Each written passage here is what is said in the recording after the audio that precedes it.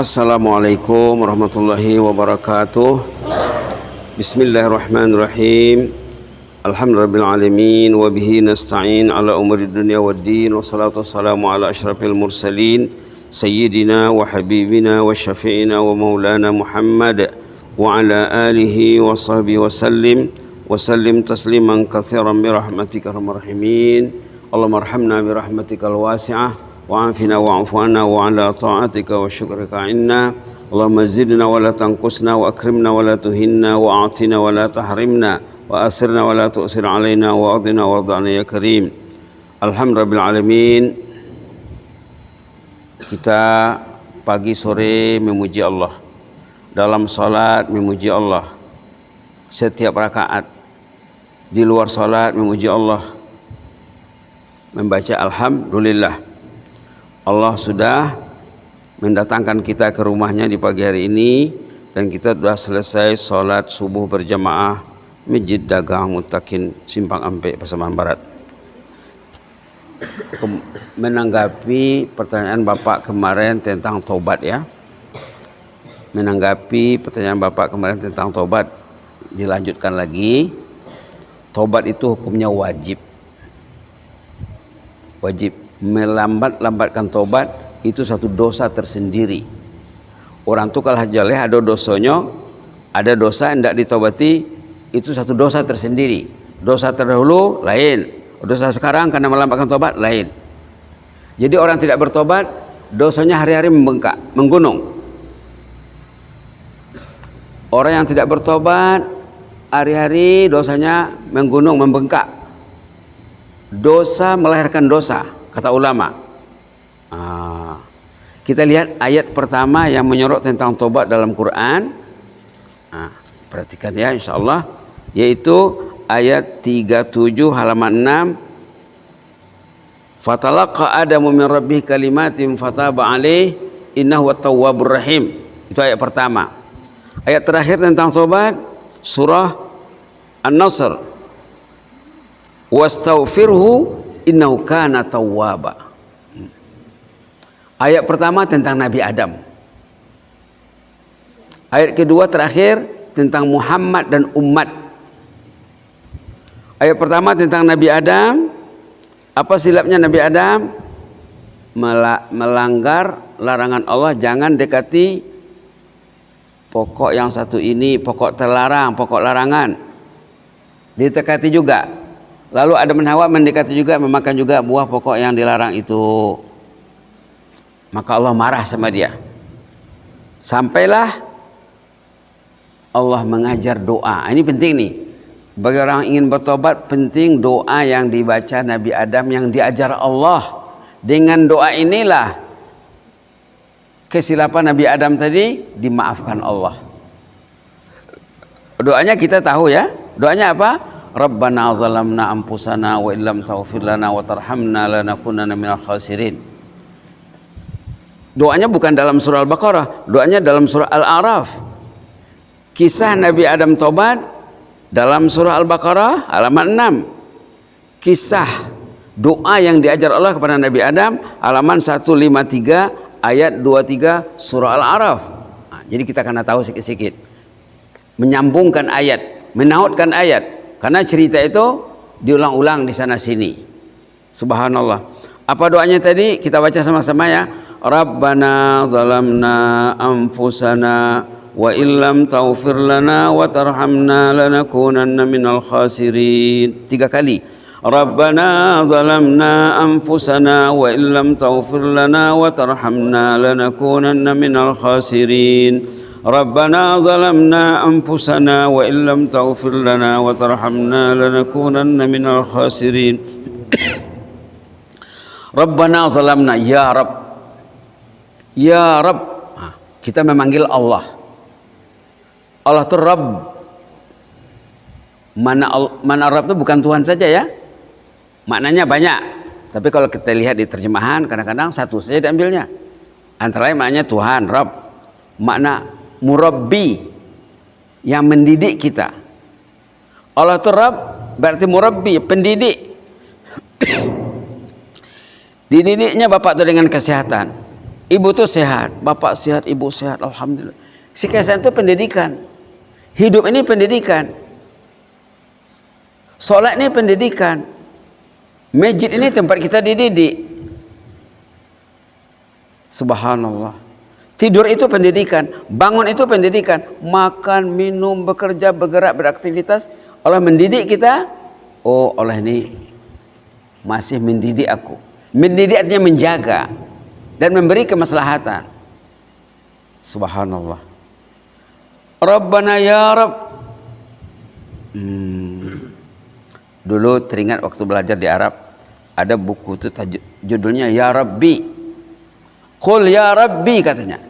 Sebutlah selalu ya Rabb. Kita teringat Allah ya Rabbi. Ya Rabbi. Ya Allah. Ya Allah. Nampak manusia, ingat Rabb. Nampak makhluk, ingat Rabb. Nampak gunung, Gunung Pasaman, Gunung Talamang, ya Rabb. Nampak matahari, nampak hujan, nampak malam hari, nampak bulan. Tadi kelihatan bulannya besar ya. Nampak bintang, angin, air, makhluk, apa saja nampak. Dalam buku itu dibilang, sebutlah ya Rabb. Nampak awan, subhanallah, ya Rabb. Engkau yang mengatur ini. Dalam Quran banyak ayat tentang awan, banyak ayat tentang gunung, banyak ayat tentang pokok, tentang makhluk, tentang segala yang ada di alam ini. Jadi kita latih diri kita membaca ya Rabb. Teringat diri kita, ya Rabb, Engkau masih kasih aku hidup, Engkau masih kasih aku tenaga, Engkau masih kasih aku akal, ya Rabb. Makna Rabb, makna yang kedua tadi murabbi. Apalagi maknanya muslih, yang memperbaiki perihal kita ini, memperbaiki perihal kita. Allah lebih sayang sama orang itu daripada orang itu terhadap dirinya. Orang itu kadang-kadang tidak tahu diri, tidak kenal Allah. Macam mana dia menyayangi dirinya?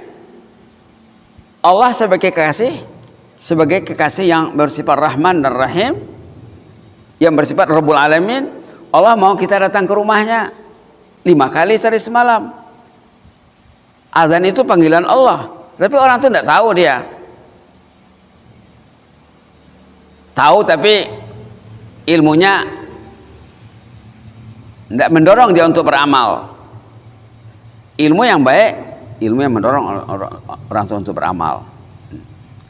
Rabb juga makna pemilik, pemilik yang punya.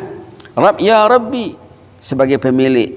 Aku ini milik Allah, istriku milik Allah, anak, cucu, sanak saudara, bumi langit dan segala isinya semuanya milik Allah. Ada 10 lebih makna Rabb. Jadi bagi orang bertobat patutnya rajin membaca Rabbana zalamna anfusana. Ya Allah, kami ini zalim. Orang yang buat dosa itu dia zalim. Apa itu zalim? Jahat. Siapa yang dijahatinya? Zalamna anfusana. Kami menzalimi diri ya Allah.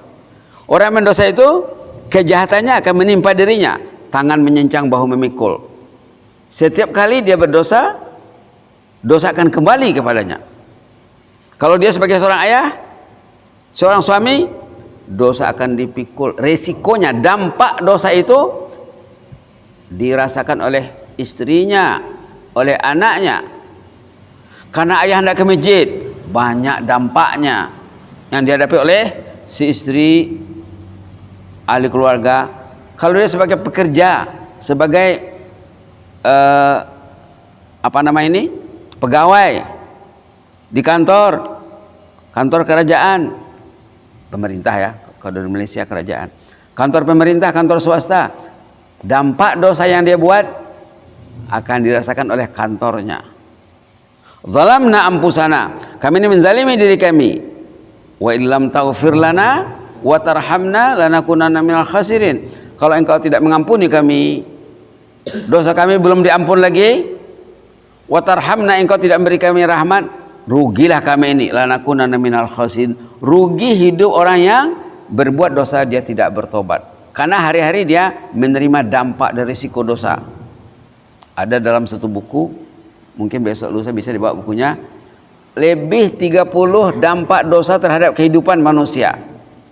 Itu maka wajib bertobat. Nah, kita lihat sedikit ayat tobat di ujung Al-Quran surah An-Nasr yang turun kepada Rasulullah SAW. Tadi tentang Nabi Adam dan anak cucunya. Ini tentang Rasulullah. Kata ulama, inilah ayat terakhir turun. Bukan ayat ya, surah.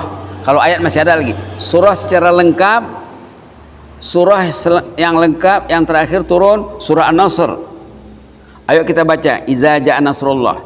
A'udzu billahi minasyaitonir rajim. Bismillahirrahmanirrahim. Iza ja'a nasrullahi wal fath wa ra'aitan nasa yadkhuluna fi dinillahi afwaja fasabbih bihamdi rabbika wastaghfirhu innahu kana tawwaba.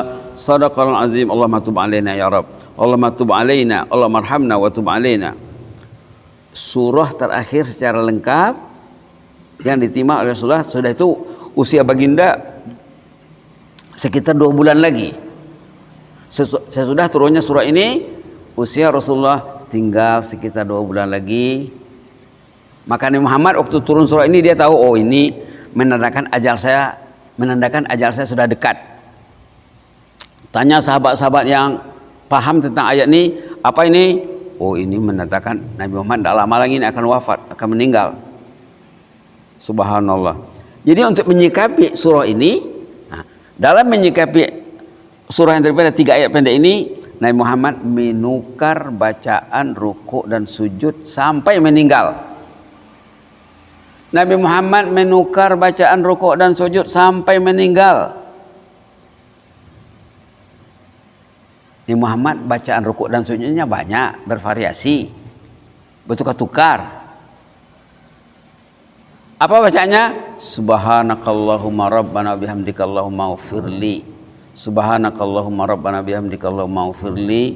Subhanakallahumma rabbana bihamdika Allahumma ufirli. Siti Aisyah Ummul Mukminin, istri baginda Rasulullah SAW, ditanya, menerangkan bahwa setelah turunnya surah An-Nasr ini, bacaan rukuk dan sujud Nabi bertukar. Apa bedanya dengan bacaan biasa yang kita baca? Kalau kita baca waktu rukuk subhanallahil azim wa bihamdi, kalau kita waktu sujud kita baca subhanallahil a'la wa bihamdi. Bedanya dengan bacaan Nabi tadi, bacaan kita itu ada 2 isinya, tasbih dan tahmid. Bacaan Nabi tambah satu lagi dengan istighfar. Karena di perintahnya di sini fasabbih, perintah bertasbih, bihamdi rabbik, perintah bertahmid, wastaghfir, perintah beristighfar. Jadi digabung oleh Rasulullah perintah yang 3 ini dalam bacaan subhanakallahumma rabbana wa bihamdika Allahumma ufirli. Ada 3 di dalam. Jadi kelemahan zikir yang kita baca selama ini tidak ada istighfarnya. Padahal dalam ayat ini menyuruh beristighfar. Fasabbih bihamdi rabbika wastaghfirhu. Innahu kana tawwaba. Allah itu maha penerima taubat. Subhanallah. Kalau kita ingin bertobat, ingat selalu hadis qudsi ya. Hadis qudsi dalam kitab hadis 40 Imam Nawawi sudah selalu dibilang patutnya terjemahan hadis 40 itu ada di rumah.